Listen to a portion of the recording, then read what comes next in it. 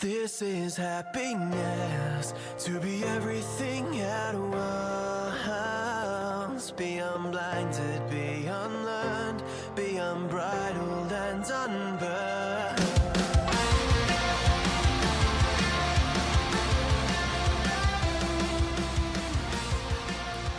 Hey everyone, and welcome back to a brand new episode of Mood Prep. My name is Dave Nixon, and today we are coming from all the way from Kefalonia in Greece. I've been here the last week.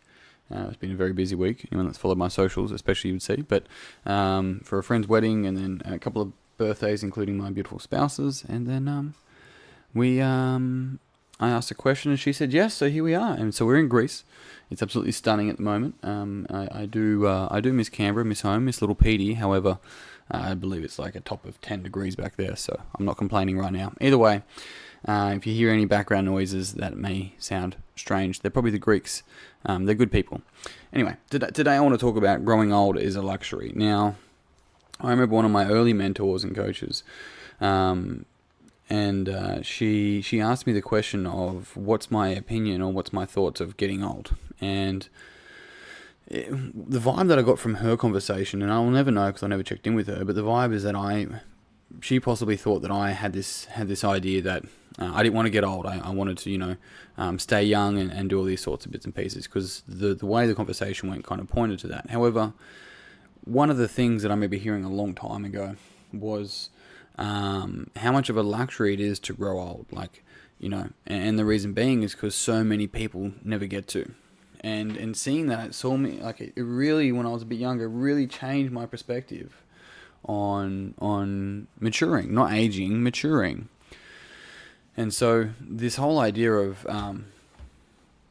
that growing old is a luxury denied to many really stopped me in my tracks and allowed me to think, hang on a sec, I get to, the older I get, the more mature that I get, the more that I get to experience, the more that I get to give, the more that I get to really cherish the richness of life, and seeing the beauty in that, and sort of seeing people wishing their life away, or trying to hold on to their youth or something. It's like, if you're, and this may be a projection of my opinion here, but if you're concerned about being 40, 45, 50, 30, 35, 70, whatever your age is, if you're concerned about that, then maybe you're not doing right.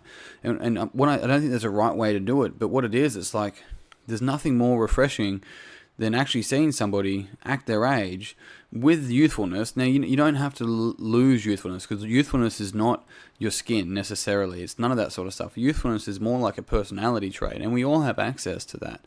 And the inner child within all of us is always there wanting to play. It depends on how critical the super ego voice is of that poor inner child. But the beautiful thing around all of this is understanding that there are so many people that didn't get to age. They didn't get to mature. They didn't get to have children, and many didn't get to have grandchildren. Right. A lot of them love doing things that some people see as a chore, and it's just like, changing our life is literally changing our perspectives. And it's a cliche, I know, but when we change our perspectives, when we no longer, detest aging, as opposed to embrace it and trust the process of maturation, then this is where real beauty can start to really seep in. And it's because we can be who we are in that moment as attempting to be something else that we wish we were. And more often than not, when we try to be younger or try to be older or try to be something that we're not, that's really what we're doing. We're rejecting ourselves as we are today.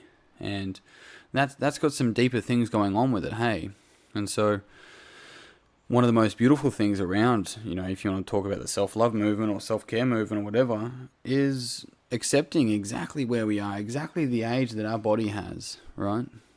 And understanding that we call into our reality the demands that we put on ourselves. And what I mean by that is that just happens when you get old. It's like, it doesn't have to be the case all the time. And also, it doesn't have to be what's in my forefront of my thoughts, right? Bad knees, it just happens when you get old. It's like, That's not necessarily true. Maybe our knees are dealing with a lot more wear and tear than when they were 20, sure, but our hearts and our minds and our body is full of all these memories that allow us to have better wisdom in the moment, to be able to choose better, hopefully better decisions, but to have that experience and carry on. It's like, well, what are we trying to have our physical youth for? What insecurity? For what? It's beautiful when people embrace exactly where they are. And there's a certain level of, when we do that, we let go of, shoulding or needing to be or know or do something. It's just like, I should have had this sorted by this age. Just like, fuck that shit off. It's not serving anyone, right? And maybe it served a little bit younger, but it doesn't serve anymore. I know for me, now that I'm talking about it and thinking about it, when I was younger, I was constantly very mature in many stages. I started working in gyms on the gym floor at 16, and so I learned to speak to adults in a professional fashion very early on, and it carried on. But I had such blind spots of where I really lacked maturity. And because I just leaned into this global frame of that I was mature for my age, these blind spots continued to I'm going to use the word sabotage. It's probably not the right word here, especially if you know me, but sabotage what I consciously wanted to do. And so what I had to do was let go of all of that and realize that if I was always the young, mature one, then I was never the actual mature one. I was never seeing myself as the adult. I was seeing myself as the up-and-comer. And that's great at a stage in your life, or in this case, in my life, but it's not going to serve all the time.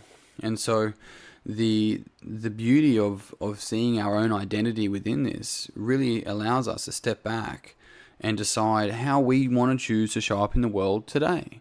And if that is, if you want to be a 6-year-old walking around with an Adidas hoodie and some sweet kicks, maybe some Nike Airs or whatever it is, and you want to, fuck it. If that's where you're at and you want to do it, I'm not shaming that at all. What I'm really pointing to here is full acceptance of where we are in our life, and whether that be 30 or the next age or whatever. I mean, I'm so looking forward to my 40s. I thoroughly believe that I'm like a good whiskey, and I'm only going to get better with age. The reality of all of that is that, with that frame of mind, I really make sure that I take all my lessons on board, and I'm kind to myself because I see the process of learning as a process.